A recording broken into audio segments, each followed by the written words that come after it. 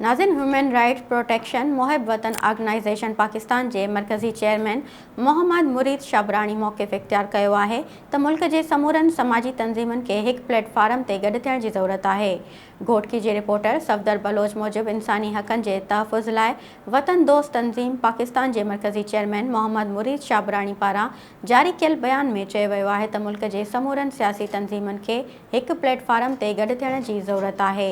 मुल्क में समाजी बुराइन मंशियात करप्शन इंसानी हक़न जूं भञकड़ियूं थी रहियूं आहिनि। इतिहाद में ही ताक़त है। ज़ुल्म और तशद्दुद के रोकण लाइ समाजी तंजीमन के मुतहद थियण सां ही बहितरी अची सघे थी।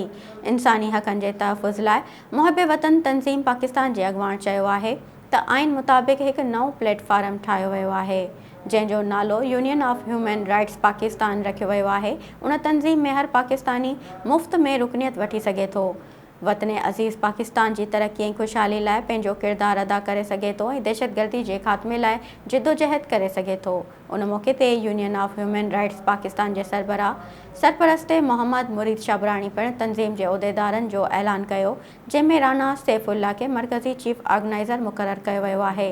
Senior vice chairman advocate high court Arsalan Ahmed Sheikh के मुक़रर किया वियो है।